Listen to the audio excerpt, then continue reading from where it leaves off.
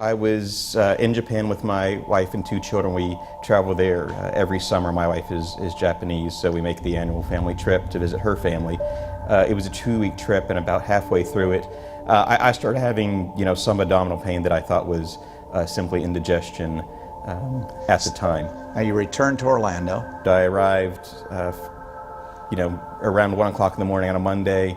I went to work the next morning and did about a half day, and I just was not feeling well. That's when he told me that he wanted to know if I knew a doctor. I know my son very well.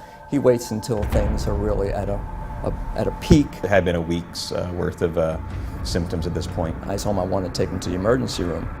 Fortunately, the emergency room physician that was on board I had met previously, and he jumped right on it. And at the time that he examined Kevin, he was able to do a full, through his abdomen and touch him, and Kevin wasn't really, he said, well, this is tender, but he wasn't really He wasn't coming out of his shoes. He wasn't, exactly. He was filled with pain. It wasn't a big pain response. Exactly. So the doctor ordered a CAT CT scan. It was determined that there was some sort of issue with my appendix. My appendix was not visible on the CAT scan. So they had ordered, they're going to do an appendectomy later on that day. My daughter dropped me off straight there, and I went right into the emergency room. I believe he might have been in pre-op at that moment. I don't really recall. Dr. Layson came in finally, and he was explaining to my wife and I what he was going to be able to do with Kevin and the surgery.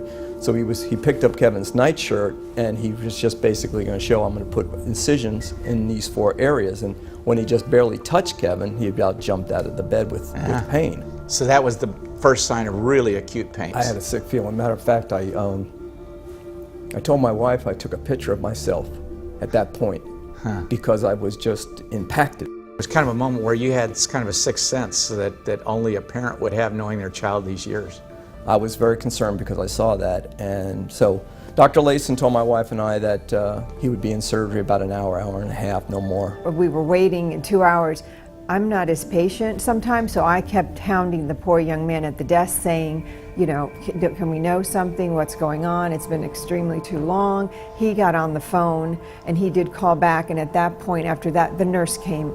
And the reason they could not see my appendix on the CAT scan was because it was not there. It had burst and formed an abscess and had spread out to some of the surrounding organs. She said, well, we have some problems in there. She said, your son at this point, he's very serious. We've got to bring another surgeon in. We're going to have to remove part of his small intestines, part of his colon, and probably be in a colostomy bag. He'll be in intensive care. Wow. So you get this complete flip of anticipation from a simple minor surgery, routine surgery, to all of a sudden, this is life-threatening. Yes. And I asked her, I said, do you have any good news for us? She says, yes, he's young. it was Kevin and myself in the waiting room, so we just basically embraced each other. We couldn't believe it because it was not, we didn't expect it. I mean, I know how close I was to my father when he passed away. And I always felt very close to my son.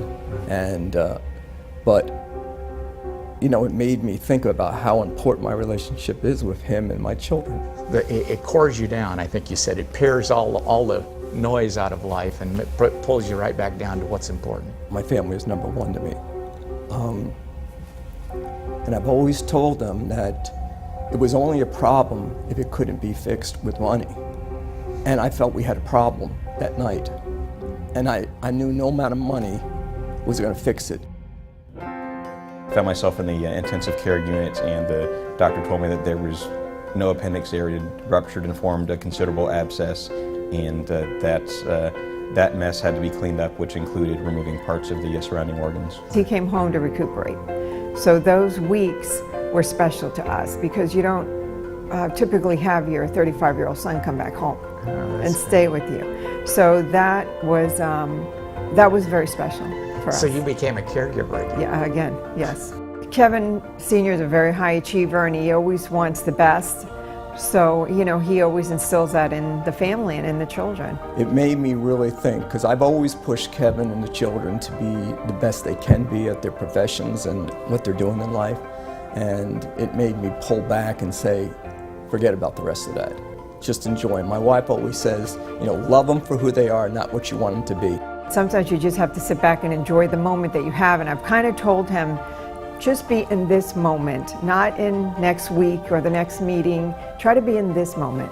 That's what I'm doing. I'm taking Chris's advice for the first time on this subject.